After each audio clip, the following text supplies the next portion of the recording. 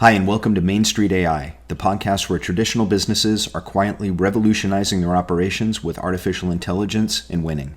In this podcast, I sit down with industry leaders from law firms and professional services and other Main Street businesses to explore their AI journey. We dive into the opportunities they see, the challenges they're navigating, and the real impact of AI on their industries. Whether you're AI curious or ready to implement, this show brings you insights from leaders who are actually using this technology to serve customers better, empower employees, and drive profitable growth. Tad Nelson is a 60-year-old criminal defense attorney in Galveston, Texas, who calls himself one of the more progressive 60-year-olds you'll meet. 3 years ago, he made a radical decision: stop thinking like a traditional law firm and start operating like a service business focused on unreasonable hospitality. AI made this transformation possible. His intake system runs on autopilot, drip campaigns that create 6 or 7 touch points where there used to be one missed call. That alone eliminated 30 to 40% client leakage. But here's what makes Tad different. After 15 years of comfortable non-growth, he's now looking to 3x his practice in 3 years, not by working more hours, but by using AI to deliver the one thing his clients want most: to be heard, informed, and treated with respect. Let's dive in. Welcome back to the Main Street AI podcast. This is Stephen Whittier with Satori Coach IO, and today I'm joined by Tad Nelson, who is a criminal defense attorney in Galveston, Texas. Tad, thanks for joining. Hey, glad to be here, Stephen. Glad. Thank you for having me. My pleasure. And Tad, just from a high level, could you tell us a little bit more about your firm and what you do? Okay. So my firm, you said Galveston, but I'm literally sitting right here, 23 miles from Galveston, 25 miles from Houston. So I kind of practice in Galveston and in Houston. So it's kind of fun in the sense that, like, Galveston is still old school. We got the Blue Hairs, we got the Artillery Club, which is like the oldest supper club west of the Mississippi. And then you got Houston, which is the big city, where it's, you got to put your big boy pants on and do big boy work. So I'm kind of right in the middle. So I got a little bit of both. So my firm is, I've been basically about 70% criminal, 30% family law for the entire time. We only practice family law in Galveston County. And that's primarily because that's where I grew up. And, the family law docket is a mess up there in Harris County. It's just a zoo. It's no fun to do it. But I do practice criminal law all over the state, in the federal courts and the state courts, Stephen. Great. This is great because, as I mentioned right before we went live, it's the first time I've had someone who's in criminal defense on the podcast. What do you think that most people who are outside of the legal field most underestimate or even misunderstand about what it is that you do? It only takes knowing lawyer jokes to really and I think, obviously the personal injury guys are the butt of a lot of jokes, and also the criminal defense lawyers.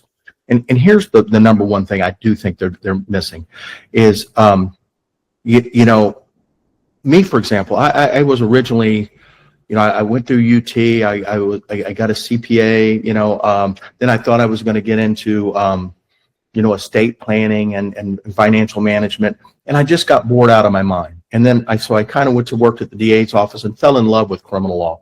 The thing I think that where they get us wrong is we're not bad people representing criminals just because we represent criminals. And I always joke, I don't represent criminals. I don't have one criminal client.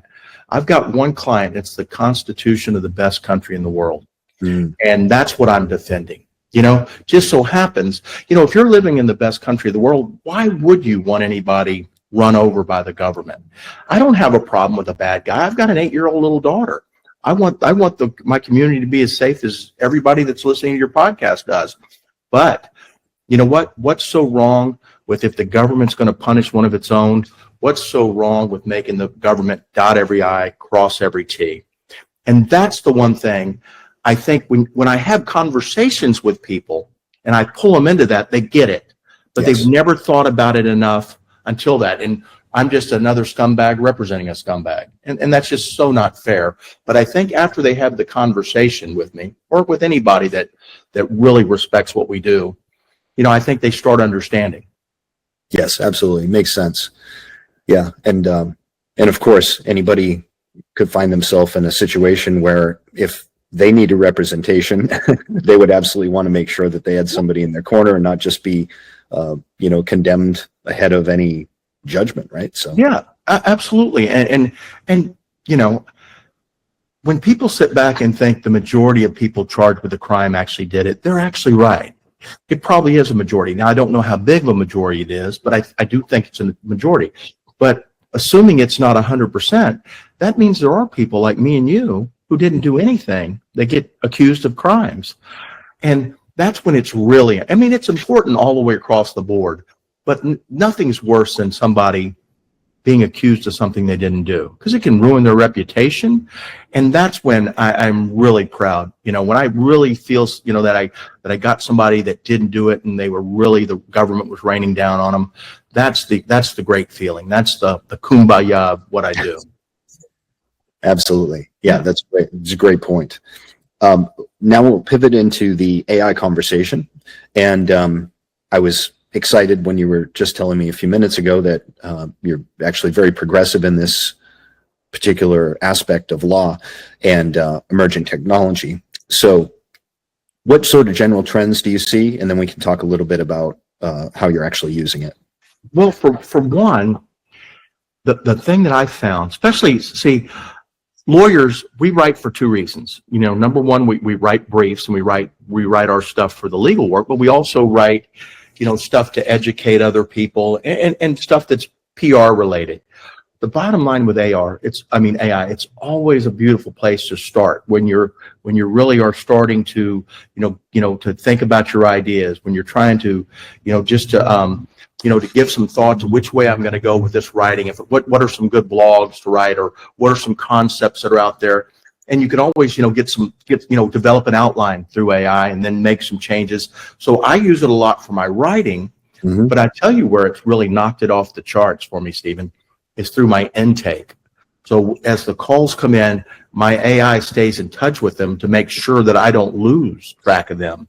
So now I've got somebody that if somebody might reach out to me, and if we reach back out to them, well, and let's say we're not going to, there's going to be a trickle of either text messages, emails, maybe even WhatsApp.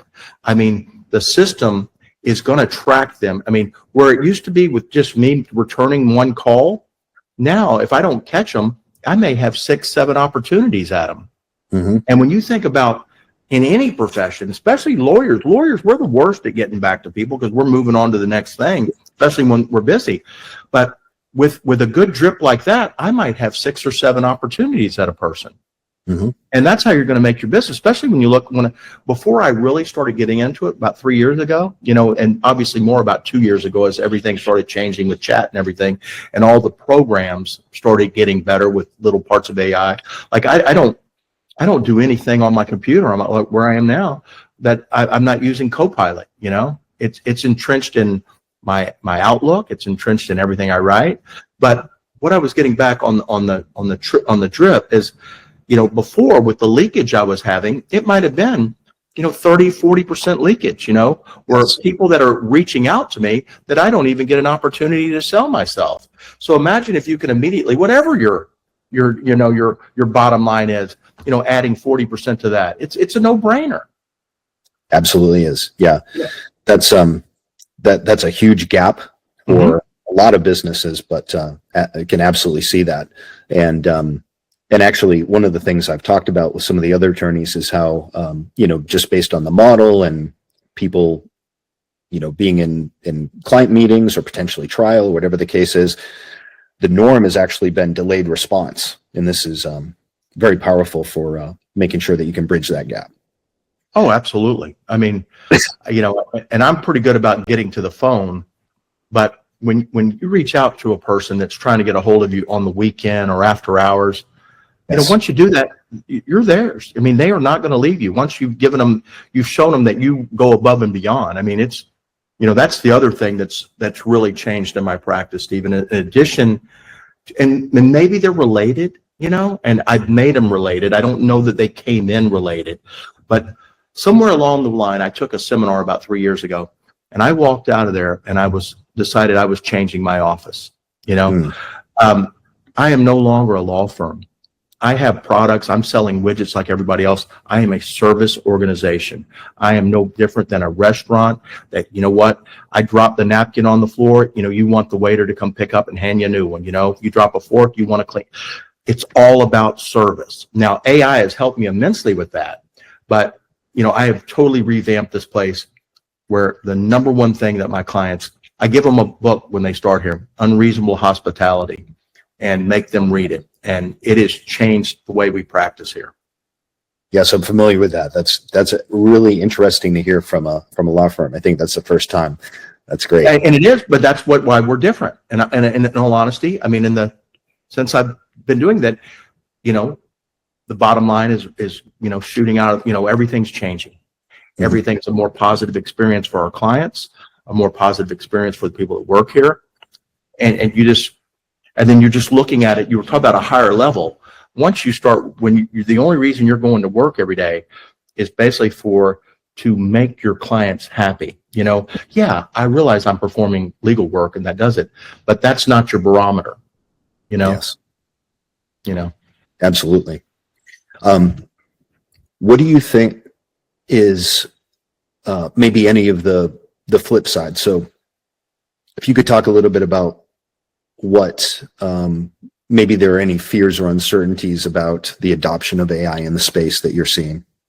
Well, there's some huge fears. I mean, and it's funny. So, with all the, if you just go straight to chat and try to get chat to write you up a legal brief, it could be crazy wrong. I mean, it could be quoting some, site that it's just making up. And that's why it's so important that, that's why it's so important that you do use legal software, that, is tied into that. So, that's the beauty of AI. It's getting better every 15 minutes, and like all the problems that you were having with chat will be eliminated by going into a Westlaw version of AI, where they do have the sites and the sites are correct.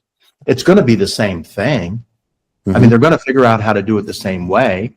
Right. But they're just going to have it right, and they're going to have their own little subset, and they're going to make their money out of it. But the same way you would go to chat right now and say, chat, hey, I need to write this brief about, I need a motion to suppress, this cop, getting Mirandized, whatever the heck it is. Well, that chats might still throw you some nonsense. They might throw you some phantom cases. But once that's tied in with Westlaw or Lexis, mm-hmm. that's going to be fixed. Yes. And that's what I'm saying. The problems that you're seeing with AI, and that's what's scary about people, because the fact that it gets it fixed so quickly, that's going to eliminate jobs right there. Mm-hmm. The people that are worried about that on the employment side, because, as people were using chat was a great place to start. If you went to a seminar on just chat a year ago, they were always saying, hey, use it to start you off, but verify everything, Mm-hmm. Now they're not doing, now as you get over to the Westlaw versions and Copilot, they're tied in with Lexis, you don't need it quite as much. It's going to do it for you. It's going to fix that gap. Yeah, it is happening rapidly. Mm-hmm. And then on the horizon, is there anything that you're excited about, something that doesn't exist yet, but you see coming that's going to be even more powerful than how you're using it right now? Yeah, we're in the process. We just bought a software and we're kind of implementing it, but it's going to be a software that automatically can tell by what I'm putting in my calendar where my client's case is relative to the type of case it is, and it will give them opportunities to to kind of see as they go along the track, and it'll let them know through an email. And it will tell a little bit. It will give them some data. It will give them basically data about their case. It will tell them about where their case is in the path. And there'll also be links to some video of me and my partner explaining it to them. And this will all happen in the back room with us having to not do a thing.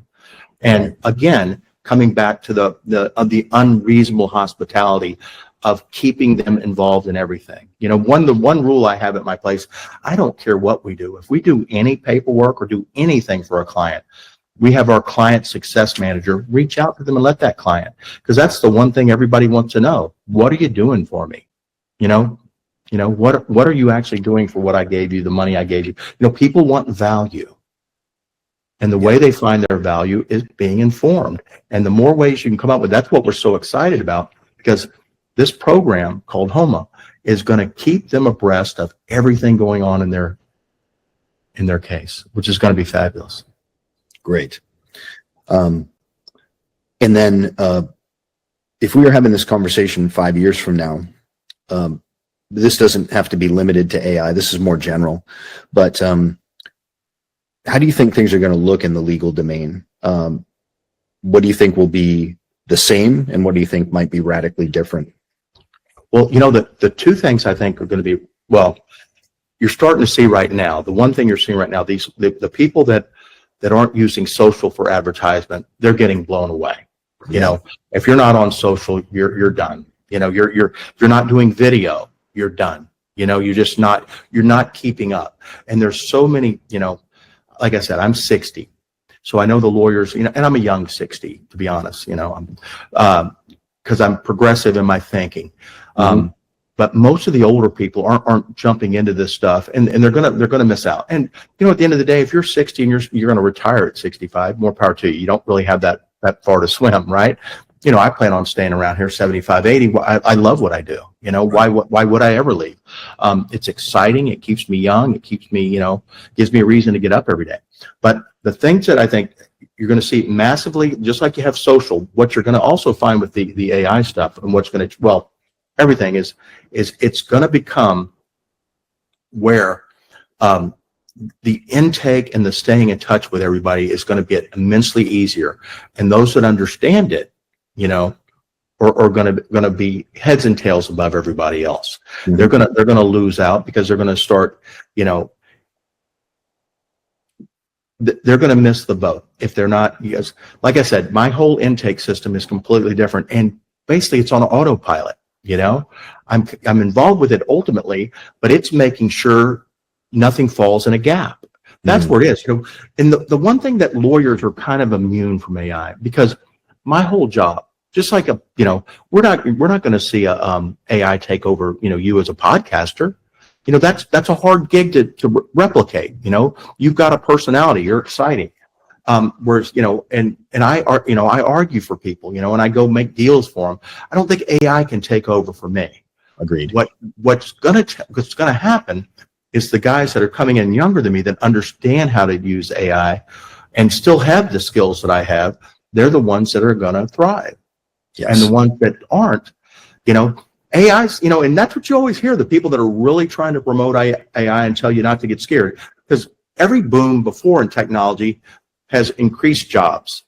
This is one, we all thought, computers were going to eliminate jobs. Then we thought, the internet was going to eliminate jobs. And now everybody's so scared that AI is going to eliminate jobs. Maybe it will, but that is kind of the sky is falling. We've gone through it twice on those two other big ones. Yeah. And maybe it does create other pockets of jobs. But it's definitely going to, much like the other two, it's going to enhance jobs, going to enhance people that learn how to use those skills faster. Yeah, I think that's exactly right.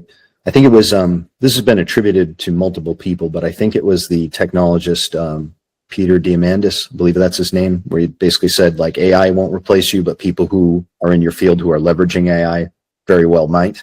And Bingo. That's a point. Yeah. Great. What I want to do now is just kind of swing back a little bit more towards your business. So I'll touch on one of the things you said earlier about part of what makes you different is the value proposition that is somewhat attributable to, well, it's service and your embracing of these technologies to increase that value proposition. Is there anything else you would say that makes your firm really unique and that you do extraordinarily well? We've kind of parlayed three things. Number one, like it says on my website, one of the things that I'm most proud of, we say, small town values, big city experience. And we really do have I'm easy to find, I'm accountable, and I think that's how they measure any human being is going to be measured by how accountable they are. And we're like every other firm. We're not perfect.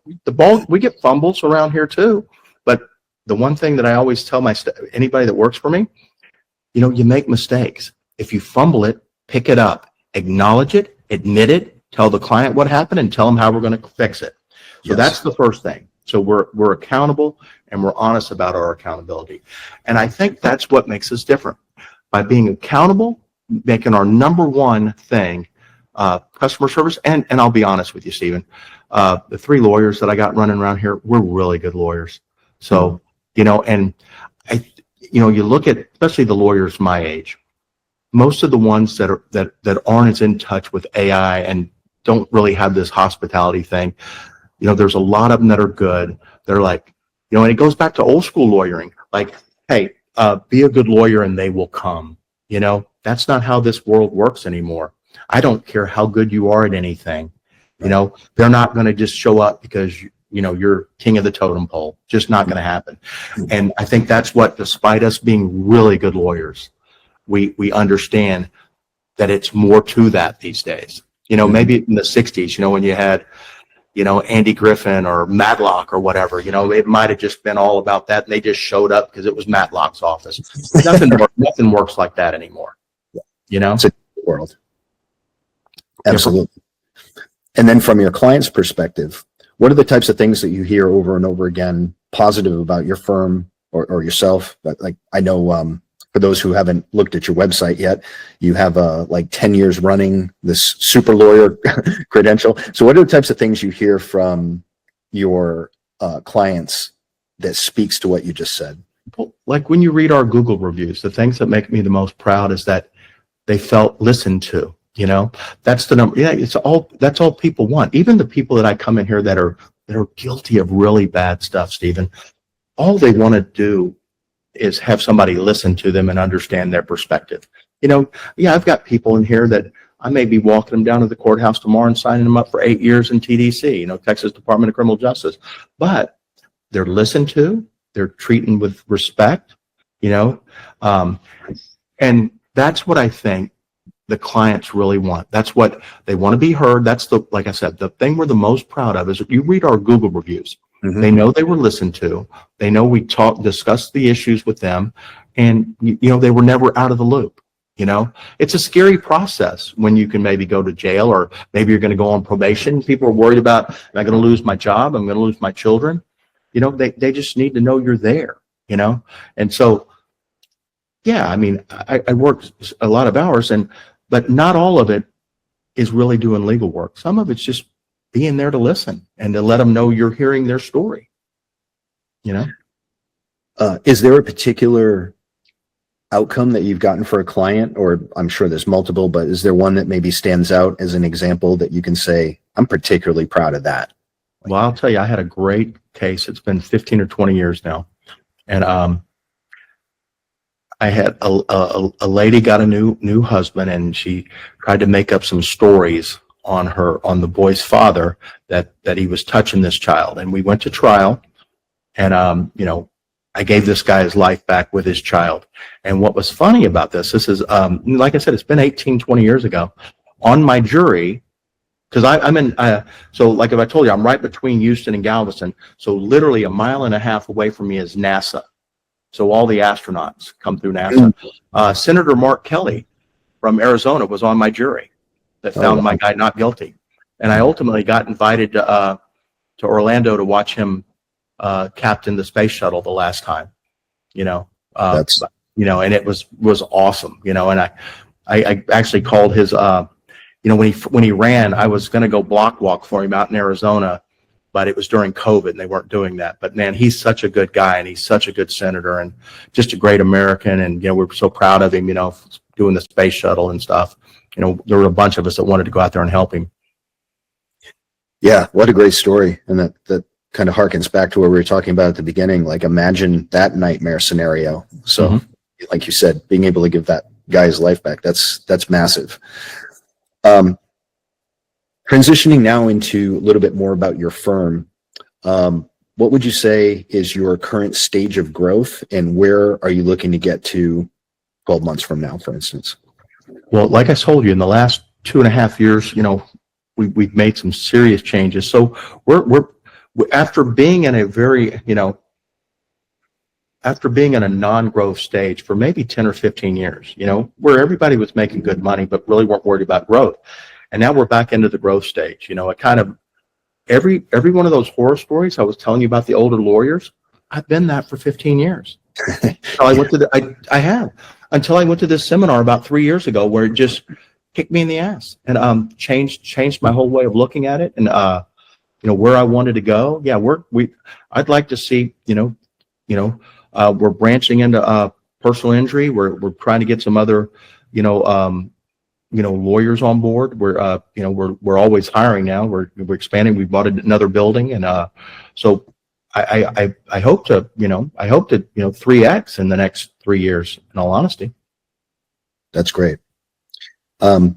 If you could, this is my magic wand question. If you could wave a magic wand and fix one thing in the business right now, one constraint that might be holding you back or slowing you down, what would that be? I tell you, the toughest thing is hiring people, getting people, and then when you get some people that you like, and if you not only got to get the right person, you got to put the right person in the right seat, and it's just so tough to get people. I've tried it all too, and you might get 100 applicants, and not one of them even rates out at a 70 out of 100 of what you're looking for, and it's not pay. That's not the issue these days. I mean, because you get me the right person, we'll pay them whatever they want, but it's just so hard to get somebody, that it fits what you need. Yeah. Are you also experiencing, because this is what I've been hearing quite a lot of, and also once you do bring somebody on board, take the time to train them up and running with your values, your approach, but turnover is also high. Have you experienced any of that as well, or? Not as bad as not getting them, because ultimately, if you pay well, you give some incentives, you can get it. And the lawyers that I brought on, they were kind of loyal to me anyway. That it's going to be more of a problem as we keep growing with lawyers, because anytime you get a young lawyer on, they just want to get some education and then move on and open their own gig, which is understandable. It's just like a rock and roll band. If you're not the number one guy, you go start your own thing. So and I understand that, and I know that's coming. I haven't had to deal with that, but I know as I get more into hiring more lawyers, I know I'm going to have to deal with it. And it is what it is. But with staff, it's a lot easier. With support staff, it's a lot easier to keep them because they can't go open their own shop anyway. So as long as you keep them paid well and treated properly, which we're more like a family here. I think of us that way. Yeah, great. And then you had talked a little bit about social media. So clearly you're big on that. I checked out some of your assets as well. You are doing video. Are you running ads too? Like just talk to me a little bit about your pipeline and what that looks like. Well, we have a little bit of ads out there, just some, and but mostly, I'm putting out mostly informative videos, and then your following just grows and grows, and then every now and again we pop an ad out there, and but it's mostly I'd probably 95% of the stuff we put out is just those educational videos. They're kind of entertaining, some are educational, and then every now and then there's an ad in there that sends them. But from the education stuff, you're running an awareness campaign. People can find you from that, if they want, and a lot of them hit me up on DMs, and so there is a lot that comes from that. And I bet most of the people nowadays, when they come in here, the majority of people have seen it, and that can get them to the website. You might not even really know about it, but it gets them there. Yeah, and you are so well established in your region too that I'm sure, people are very, very aware of you. Well, great. That's all phenomenal information and insights. You're definitely, as you said, one of the more progressive people embracing some of the emerging technology here that I've spoken to. The last thing I always do here on these interviews is go more towards the personal. So you're clearly very passionate about what you do. When you said you're loving it, I can tell. It comes through. What would you say is your big personal why gets you out of bed in the morning and keeps you passionate about what it is that you do? Well, you know what's funny? I'm a 60-year-old man. I turned 60 in June. I have an 8-year-old. That's my only child, a little girl. And that's my why, and it's, I love doing it. I know I've had, and we've all had friends, Stephen, that retire or slow down, and then they start losing it. Well, if she's 8 and I'm 60 and I want to see her have kids and see her get married, I got to stay sharp, and, I like what I'm doing anyway, so I'm kind of double blessed, and I can tell you at 60, the one thing I will say is I do travel a lot, I take my 2 or 3 months off, like I spent 17 days in South Korea and Japan, just got back a week ago. I'm going to go to Thailand for a month next year. We do a lot of traveling. I like to see the world. I've got, 59 stamps on my passport, my 8-year-old's already got 22. Wow. That's amazing. So we take her everywhere, and it's, because we've worked so hard and we built a good practice, we can do some things. And, so even though I'm never going to retire, I do take time to smell the roses. And and the beauty of travel is the more you travel, the more you realize we're all the same. The entire world. I just got back from South Korea and they're no different than us. The youngsters are wearing the same cool little outfits, they got their ear pods on. I mean, they're the same. We're all the same. I love it. That's what a blessing too. Congratulations on that. So fantastic. Tad, this was a great interview. Really appreciate having you on. And Thanks, just to wrap it, how can people find you? We're at tadlaw.com, my first name law, tadlaw.com. You can hit us up there, or like we said, I'm all over social media. Just track us down, and they're entertaining, they're fun, get a good giggle, reach out to us. Excellent. All right. Thank you so much for your time, and have a great rest of your year. Thanks, Stephen. Hey, it was a lot of fun.